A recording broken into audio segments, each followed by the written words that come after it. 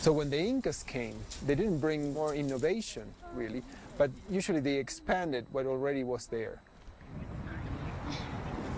When the Spanish conquered the highlands of southern Peru, the Colca Valley was used as a source of agricultural production to finance the conquest. The populations here were assigned to Gonzalo Pizarro initially, who was the brother of Francisco Pizarro, the conqueror of Peru.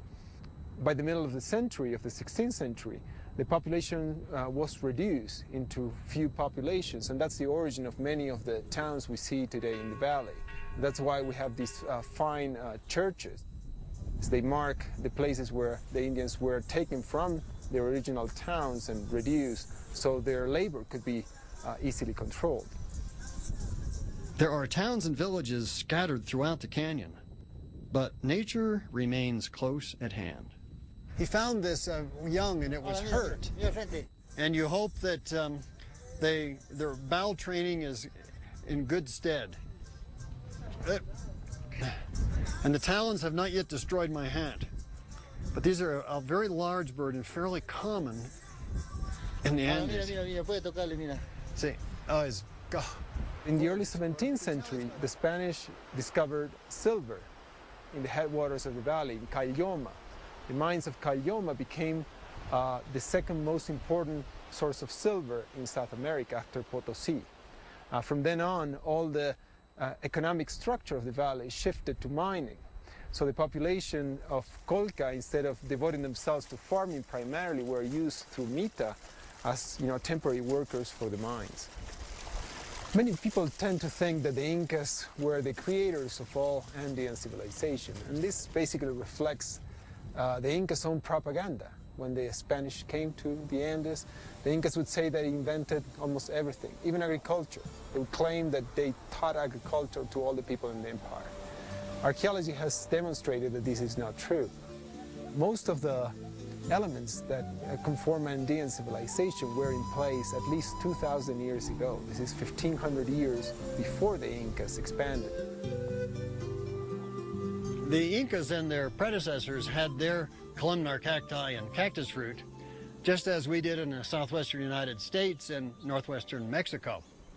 This is a rather short form of a very tall cactus, and as is the case with most South American columnars, the sancayo has vicious spines that make collecting the fruits tricky at best. To get to them, I've got to reach over behind and try to scrape off the spines on the fruit. If they fall off, it's ripe. It's ripe. This is bigger than any cactus fruit we have in the United States. The real test, though, is how it tastes when I open it up and find out what the pulp is like. And since there are no poisonous cactus fruit, so I know this won't hurt me. It may not help. We'll see if I can get it into my mouth without it falling. And, oh, sour. Somehow along the way in evolution, it got off in the sour parts, and everything else got off in the sweet parts. But sour is good every once in a while. The rainfall where this cactus grows is about the same as that in the Sonoran Desert, about 12 inches. But here, we're at 12,000 feet, and this cactus grows up to 14,000 feet, which is probably the highest columnar cactus in the world. It's able to survive numerous frosts and still produce more fruit than any other cactus in all of Peru. The fruits have been used by native peoples, the Incas and their ancestors, for thousands of years. Colca Canyon wasn't conquered by the Incas for its wild plants like the cactus fruits.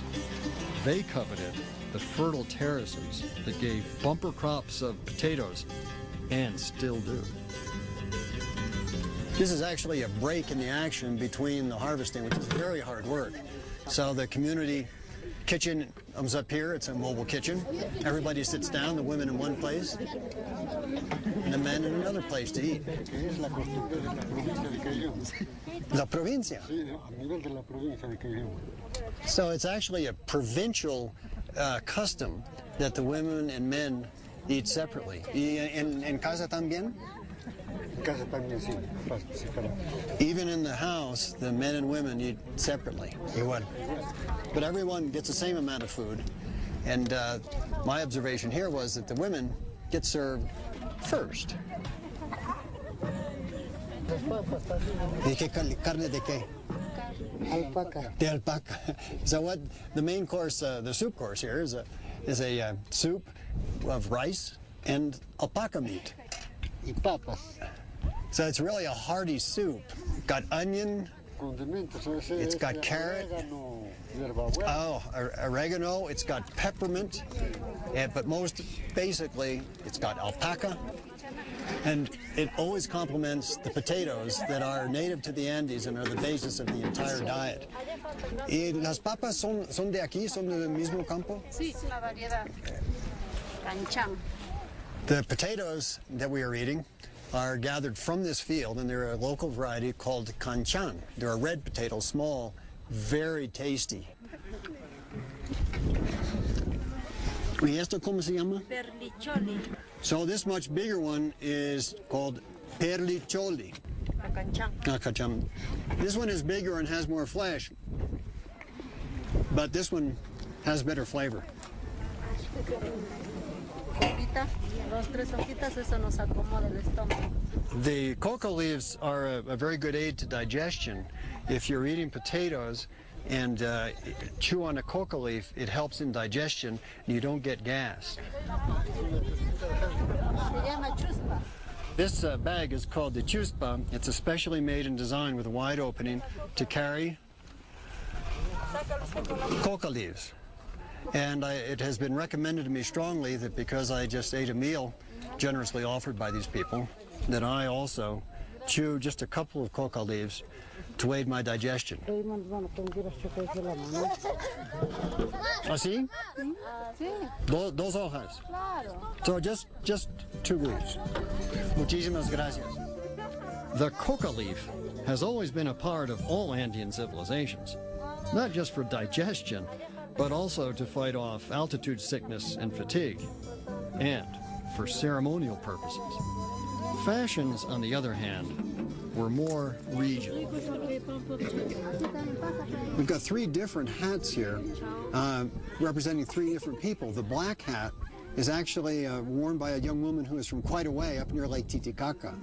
The others are from 2 different groups who make the demarcation point at Chivay. Those that live above wear one kind of hat, sort of like this one, and those who live below wear a hat like this one.